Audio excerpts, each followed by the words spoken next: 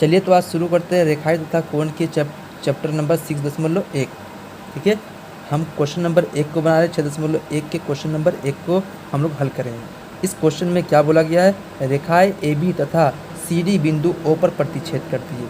ये देखिए, रेखा A B और ये रेखा सी डी रेखा, ये परस्पर क्या करता है, ओ बिंदु पर प्रतिच्छेद करती है। ये बिंदु ओ हो गया है, ओ बिंदु पर सी डी तथा ए बी रेखा दोनों एक दूसरे को प्रतिच्छेद करती है। यदि ए ओ सी, बोला गया क्वेश्चन में कि यदि ए ओ सी, ये कोण और बी ओ ई ये कोण दोनों का योग अगर 70 डिग्री है और बी ओ डी का मान, इस कोण का मान 40 डिग्री दिया हुआ है, तो हमको बी ओ ई याद करना है। कौन सा बी ओ ई है, बी ओ ई, इस कोण को हमको ज्ञात करना है। ठीक है, और इसके साथ साथ हमको याद करना है, क्या ज्ञात करना है, प्रतिवर्ती सी ओ ई का, ये सी ओ ई का प्रतिवर्ती ज्ञात करना है। क्या याद करना है, प्रतिवर्ती। ठीक है, तो चलिए हम लोग इस क्वेश्चन को हल करते हैं। तो जो दिया हुआ है हम लोग पहले उसको लिख देते हैं। दिया है, क्या दिया है, तो कोण ए ओ सी जोड़ कोण बी ओ ई बराबर 70 डिग्री। ये हमको दिया हुआ है, क्वेश्चन में ही दिया हुआ है, ए ओ सी प्लस बी ओ ई बराबर 70 डिग्री। और क्या दिया हुआ है, और मेरा दिया हुआ है बी ओ डी का मान 40 डिग्री दिया हुआ है।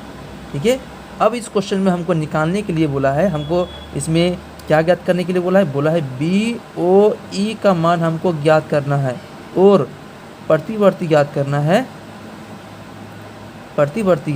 है। किसका, हमको कोण सी ओ ई का प्रतिवर्ती ज्ञात करना है।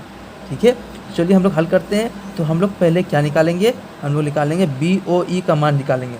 तो बी ओ ई का मान निकालने से पहले हम लोग देख रहे हैं कि कोण बी ओ डी, यहाँ पर देखिए कोण बी ओ डी ये बराबर है, किसके बराबर है, ए ओ सी का। क्यों, क्योंकि ये देखिए ये क्या होगा, एक दूसरे के शीर्षाभिमुख हो गए। हम लोग पढ़े थे ना कि कोई कोण अगर एक दूसरे को प्रतिच्छेद करती है तो उसके सामने वाले कोण जो होता है वो शीर्षाभिमुख होते हैं। ठीक है, एक दूसरे को उल्टा में जो कोण होते हैं सामने में, उसको शीर्षाभिमुख कोण कहते हैं। तो यहाँ पर कोण बी ओ डी और ए ओ सी क्या हो गया, शीर्षाभिमुख कोण हो गया। ठीक है, हम लोग लिख देते हैं शीर्षाभिमुख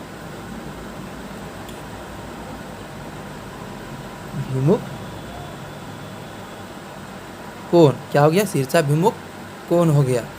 ठीक है, शीर्षाभिमुख कोण हो गया। अब अगर बी ओ डी का मान मेरा दिया हुआ है, बी ओ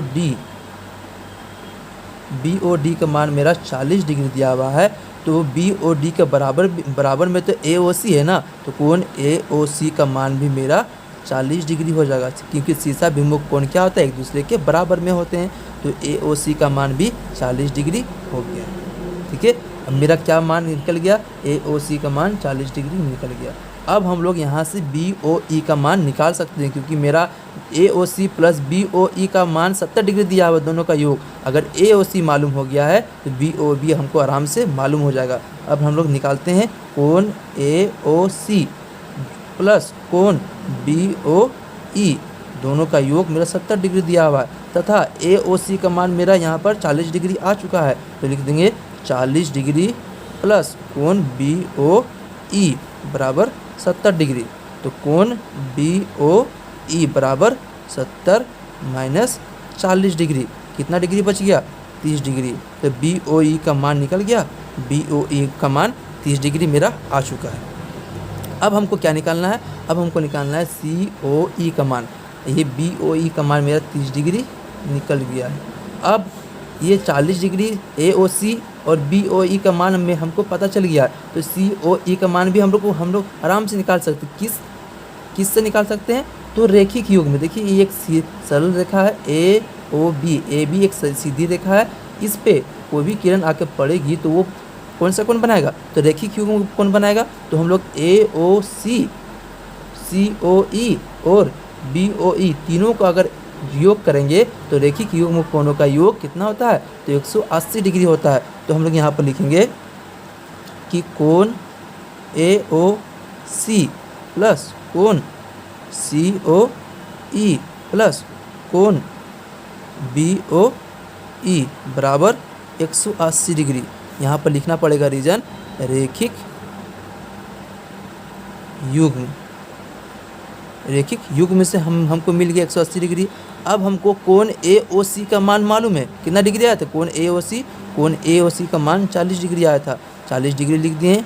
प्लस सी ओ ई का मान हमको निकालना है, सी ओ ई का मान हमको निकालना है। प्लस बी ओ ई मेरा यहाँ पर निकला 30 डिग्री, तो 30 डिग्री हम लोग लिख दिए प्लस बराबर 180 डिग्री।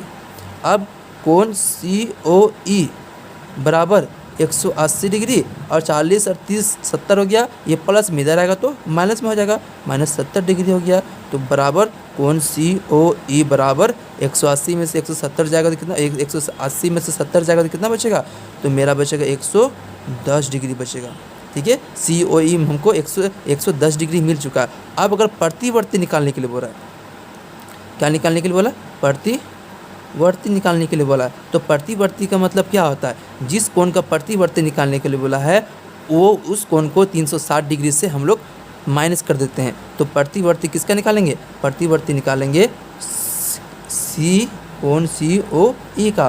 तो कोण सी ओ ई बराबर 360 डिग्री माइनस कोण सी ओ ई, तो 360 डिग्री से अगर हम लोग माइनस कर देंगे 110 डिग्री को, तो मेरा आ जाएगा यहाँ पर कितना, 0 में से 0 गया 0, 6 में से 1 गया तो 5, 3 में से 1 गया तो 2, 250 डिग्री। मेरा प्रतिवर्ती कोण कितना निकल गया, 250 डिग्री। अब मेरा सारा का वैल्यू निकल चुका है। हमको निकालने के लिए बोला था यहाँ पर बी ओ ई, जो हमको बी ओ ई यहाँ पर मिल चुका है। ठीक है, हमको बी ओ ई यहाँ पर मिल चुका है। फिर हमको बोला है कि प्रतिवर्ती सी ओ ई का, तो सी ओ ई का मान निकाले और इसका प्रतिवर्ती निकाल दिए 250 डिग्री। ये मेरा क्वेश्चन नंबर 1 का हल मिल चुका है।